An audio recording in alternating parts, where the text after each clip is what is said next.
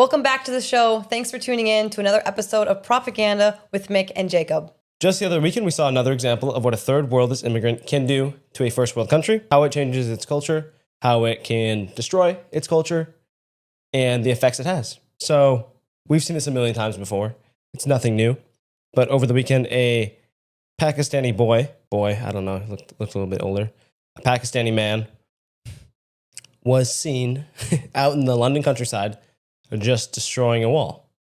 So it's about a, elbow height wall on the London countryside. Okay. And this kid is just there, like kicking in the wall, knocking the bricks over for no reason. There's paths on both sides of it. The guy providing the commentary, the video said, and there's what I assume to be a native British man who has a very British accent yelling at the guy, saying, "Hey, stop kicking that wall. It's not your wall. What are you doing?" And he's yelling at the kid to stop breaking the wall. And you can see the wall just has this like hole in it, and the top is still together. But he's knocking over this wall, what turns out to be a 300-year-old wall. Whoa. Placed in the London countryside. So this is, who knows, a farmer property, an old town, whatever. 300 years old, that's older than the US is, okay? And a Pakistani who got here, who knows how long ago, 5, 10, 20 years ago, is just out there kicking the wall down. Why? Well, he answered. The British man asks him, why are you destroying the wall? It's not your wall. Stop touching it. Okay. His reason is he needed to cross over. He needed to get to the other side of the wall. Oh. So, Okay. you can't jump the wall, apparently. Can't walk around the wall. So what's the most logical conclusion following that would be just to destroy the wall. Sure. It's not yours. Doesn't bother you. Doesn't matter to you. It's not worth anything to you. So what would be the problem with just, punching the wall over? What are you smashing the wall up for? Why are you smashing the wall down? It's not your fucking wall. It's not your fucking wall. I've just watched you chucking bricks trying to smash the fucking wall down. I don't care, it's not your wall. There's a path up there off the main road. There's a path on over there. This is not your property, dude. You can't just go around smashing shit up because you want to go through it. Shout at you? I don't care, dude. It's not your wall. I've just watched it and videoed you smashing the wall up. It's not your wall. Then leave it the fuck alone then. Then leave the wall alone. It's a dry stone wall. It's been up for hundreds of years. Dry stone wall, hundreds of years. Cost thousands of pounds per metre to put it right. And you think you can come around here and smash a fucking hole in it because you want to get through? Walk down there, there's a fucking gap in the wall down there. Walk through that one. Walk down that wall and you'll find one that's already fucking opened up down there. There's no need for you to be smashing the fucking property up. What are you recording me for, though? To put you on Facebook. Why are you putting me? Well, it turns out they think there is no problem. They think that they're allowed to do whatever they want in a foreign country that's not their own, that they didn't build, that they have no ties to, historically or presently. They just got off a boat or a plane. They're here, and they are just as British. They're just as much of a Londoner, whatever you want to call them, as the UK-born 1,000-year-old generation that they had before them, people that inhabited that land. And, I mean, this isn't just in the US, obviously. It's a lot of times it's even worse in Europe. But I thought it was interesting. This is from the House of Commons Library. A more recent estimate says that as of June of 2023, there were around 11.4 million non-UK born residents of England and Wales. So, including 3.4 million of them that were born in the EU, European Union, and 8 million who were not born in the European Union, and 8 million who were not born in the European Union. So what does that mean? Just in England and Wales, there are 11.4 million people that were not born there. Okay? Under the Biden administration, we saw, 16 million, 15 million, somewhere around there, come across our borders here just in 4 years. In the UK, there's 11.4 million of them. Jeez. Oh my. So those 11 million people not born in the UK that are living there right now, residents, they are around 19% of the population of England and Wales.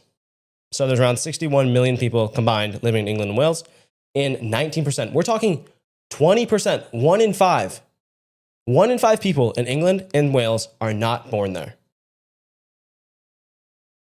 Does this sit right with you? Do you not have a problem with this? That 20% of a country, they weren't born there. They have no ties there. They don't know what England is. They don't know anything about its culture. They don't know how to act there. A lot of them don't speak the language. They have no respect for, I wouldn't even say the modern religion, because there is no religion left in England anymore, but they have no respect for the historical religion of Christianity. 1 in 5, essentially. 1 in 5. Jeez. Okay, it gets worse. Where was this wall, this 300-year-old wall? It was right outside of London, okay? According to the 2021 census, London is a highly diverse, majority-minority city where 53% of the residents identify as white. So 53% of people living in London identify as white. Okay, interesting. That's Because throughout all of human history, yeah. England, London was an entirely white country, an entirely white city. They're barely just the majority. Correct. Ugh. That's how you erase heritage and culture. That's where culture goes to die, is multiculturalism. And I'm not saying that no place ever can be multicultural or whatever you want to argue, but this isn't it. And you can see what it does. And unchecked migration, whether legal or illegal, this is what it does. 40% of residents in London, 40% of the people that live in London were born outside of the UK. So, tells you where they're at, tells you where they will be. I don't know, that's about as depressing as it gets.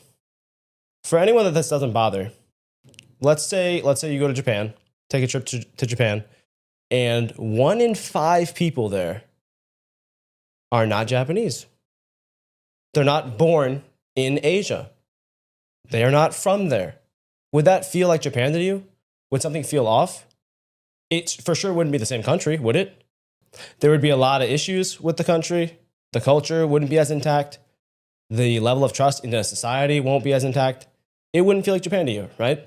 But you go to a white country, you go to England, you go to Europe, you go to the US, that's expected. That's the norm. Why? Because we need to allow multiculturalism. We need to allow everyone else to come here. Mm-hmm.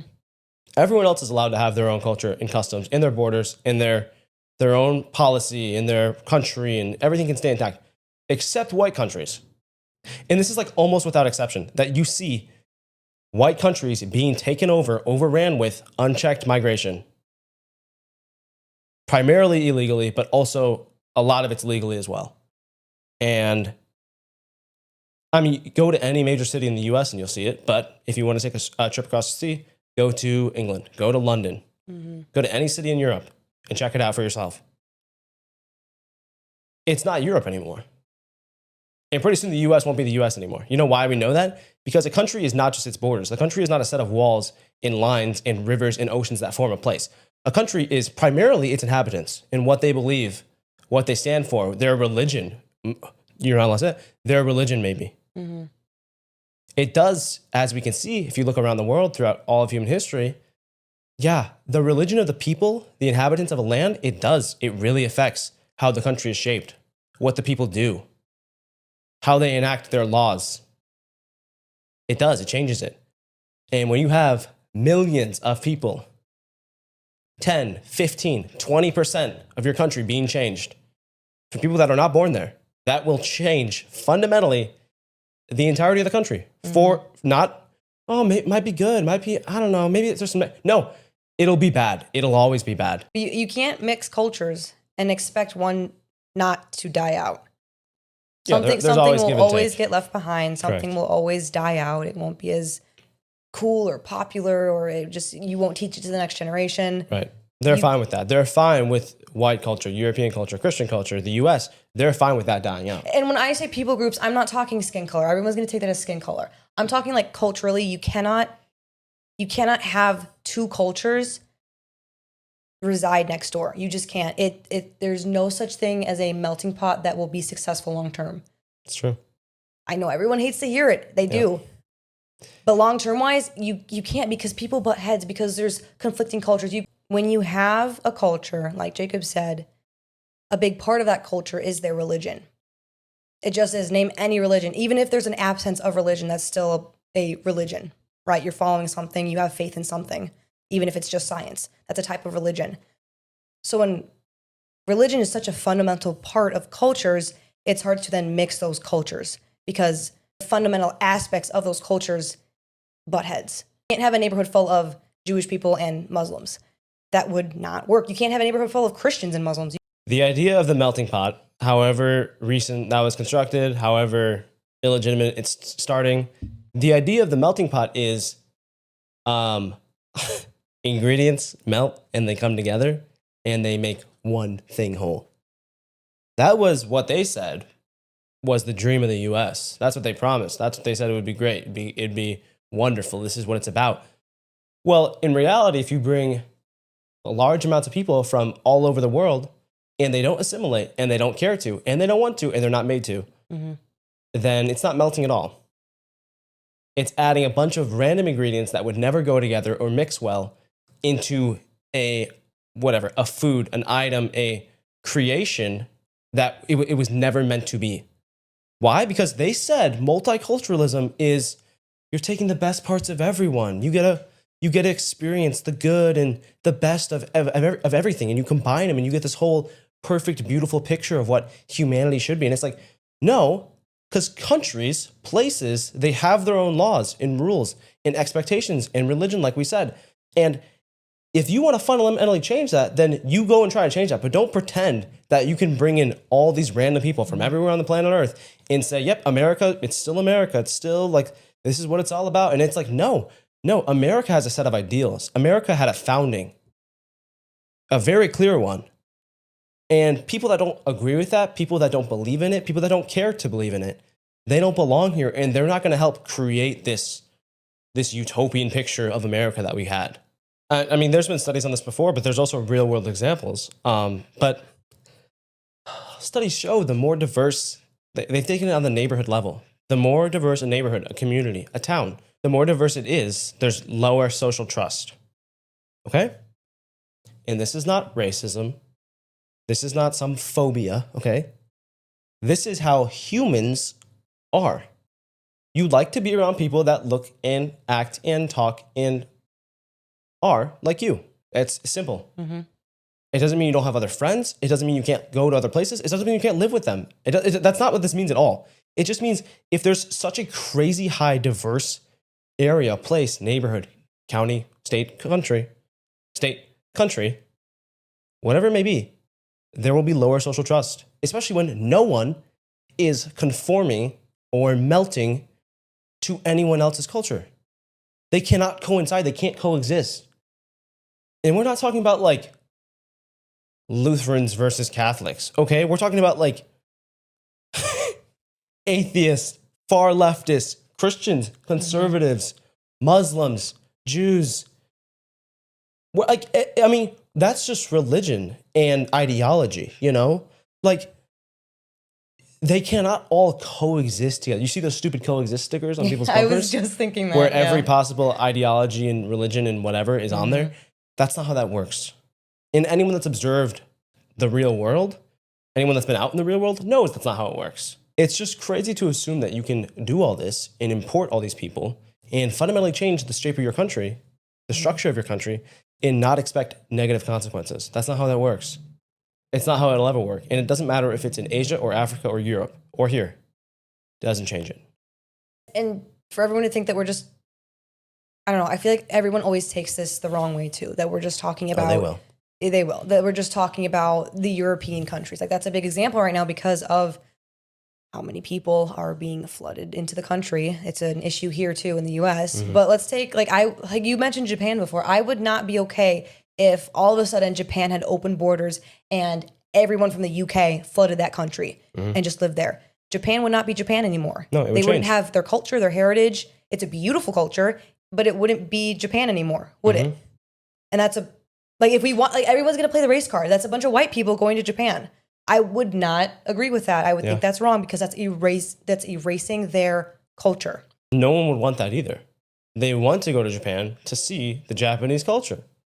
They would be shocked and abhorred if they went to Japan and there was a bunch of third world immigrants destroying the country, kicking down walls of 700-year-old, whatever, imperial era structures. Most of the time when you're not raised in a country, you don't have the same kind of respect or reverence for that country's history, their culture. You see this with tourism. I mean, anywhere you go, they are always wary of the tourists. No country likes tourists. Why? Because they're different and they change things and a lot of times they ruin things. And I like tourism, and a lot of countries rely on it heavily. But it's universal that when you go to these places, they can immediately identify you. They immediately stereotype you, which is funny. And then they know, okay, we got to be careful with these people. They might litter. They might leave something out. They might not know this custom we have here. They might go down the wrong path over here. We got to have signs up everywhere. Countries are wary of this. Countries used to go to war over stuff like this, mass amounts of foreign people coming in there. They'd be like, hey, can't do this. That's why we have borders and walls and designated landmarks and natural boundaries that represent borders and countries. Everyone loves to make this argument for Hawaii. They always say tourism's bad. The people come there and they don't respect the customs, the culture. And to a certain extent, I can see where they're coming from. Because I agree, tourists can be very rude, right? But they only, for some reason, let that be the one example of that. It's not true anywhere else. It's not true for London. It's not true for the U.S. Why? I guess Hawaii isn't. You know what I mean. It's not true. It's true for Hawaii, but not Florida. right. You know what I mean. It's not true when Florida gets flooded with illegal immigrants, or Texas, and things are getting destroyed and our walls are getting knocked down. Like in one example. So you'll sit here in one breath argue for Hawaii in that sense, but it's happening other places too. And that's a perfect example of what we're talking about. When you go fishing, they ask that you check your boat for invasive species when you get out of the water, so that the next time you go fishing, you don't put your boat in a different lake and bring invasive species into it. That's how critical our water wildlife ecosystem is. That's how important it is. But no, take millions of unchecked third world people and drop them in a random spot in the US. That's totally fine. That's not invasive. That's totally normal. That's not going to ruin the ecosystem, the integrity of the society, the place they're going to, right? So everyone knows this to be true. Everyone can think of an example. Tourism, Hawaii, the wildlife fish ecosystem with the invasive species on your boat. Like, these are all normal things that we can see. But for some reason, third worldists can just go in and fundamentally change what was once a white European Christian country, specifically the US, specifically Australia, specifically most of Europe. Those are just a few examples. And we're just supposed to know or agree with or go along with that this is a totally normal thing and nothing will change. It makes our lives better because we have multicultural and diversity. That's great. And it makes their lives better because they're coming to a new place. This is just wonderful. No, that's not how it works. Something has to give. Someone has to change. And fundamentally, the country, especially one like the US, it will change for the worse. We know this to be true. And we're seeing it. We're getting a little glimpse. We're getting a future, a vision of 10 years down the road in England, in Europe, in the broader UK. We mentioned England and Wales, whatever. That's what we're going to be. Canada. That's what we'll be. There's issues. There definitely are a lot of issues, and that's been apparent recently with a lot of things coming out about Congress members. Recently, it was discovered that $18 million of taxpayer money from Congress's slush fund was used to settle workplace misconduct. So Congress, they have the slush fund. That's a lot of money. And this is drawing from the U.S. Treasury. So this is taxpayer money, okay? This is our money. And they take this money and they use it to pay settlements when congressional workers file complaints at their workplace. So this could be like discrimination. This could be sexual harassment. This could be about pay. Basically, if someone just files a complaint at their job, then they take our money to settle it and go pay them off and just make it go away, And when you settle something, everything becomes private. The names of the lawmakers, they're kept secret. It's resolved between two parties without involving any judge, jury. It just kind of goes away. Nice and pretty. So $18 million between the years of 1997 and 2019. So that's what? About $1.2 million per year. that was used to settle these workplace complaints. It's not all sexual harassment. I'm sure a lot of it is. Definitely, it is. It could be discrimination pay, whatever. But it's irritating because our money shouldn't be used to cover up misconduct and keeping names a secret. You know, there's an issue then because it doesn't hold any politicians accountable for their actions. Mm-hmm. And it doesn't work like this anymore, thankfully. But during the whole Me Too movement in 2018, women are finding their voice to call out their abusers. I don't know if anyone remembers that. But Congress reformed that system, so now lawmakers have to pay back that settlement money themselves, rather than just our tax money covering it forever. They're supposed to pay it back. I don't know how that holds up, but that's what happened in 2018. So besides that, though, from 1997 to 2019, $18 million was used from that slush fund to pay off all of these settlements. That's a staggering amount of money. Makes you feel real good just after this tax season. And I think we all know that our tax money isn't going to where they're saying it's going or promising it's going. I mean, this is no surprise. Oh, but I don't know. But hearing it confirmed is still, I don't know. It's not even so much the amount. It's Yeah. the fact that they can just, whatever, if they're discriminating against someone or they're sexually harassing someone at work, and instead of them getting in trouble for it, let me just go to the treasury real quick. Let me just go to our slush fund over here, and we'll just send you $500,000 right here. You know, boom, we're good. All's good, right? And it's like, okay, that's not your money. Like that was Right. taxed from us, and you're able to use it to pay off work complaints that were caused by or inflicted by or whatever, made worse by you, a congressman. Like, there's no world where that's okay. No, it's not. And like I said, there are more guidelines in place. I don't know if those guidelines are being really upheld that well. I don't know. But it's still, for that long, $18 million. Yeah. It was shocking. There's just been a few, I guess you could say, allegations that are coming to light with Congress members. Eric Swalwell was one of them. And then Tony Gonzalez was another.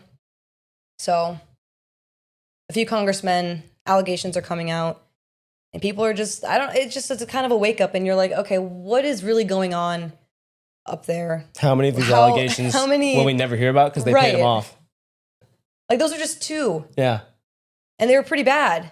I don't even want to know. I don't even want to know what else has been covered up between 1997 to 2019 and currently now here in 2026. I'm sure there's more. To think that there's not is just, it's naive. And again, that's our taxpayer money. What is private?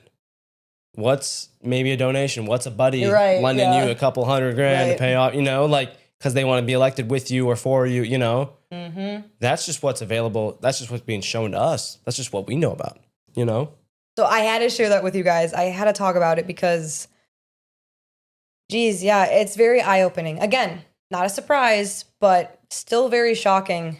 18 million for one little thing. And again, yeah, that's what we know. And I'm sure that is just the tip of the iceberg. Thanks for listening to another episode of Propaganda. As always, we appreciate the listen.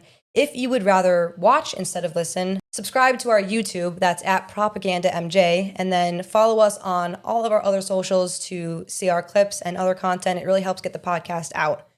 That's TikTok at Mick and Jacob, Instagram at Mick and Jacob, and then our X account is at Propagand MJ. There's no way. Propagand MJ. I know it's confusing. A lot of user handles are not available. Anyway, thank you for listening. Have a great rest of your week, and we will talk to you on Friday.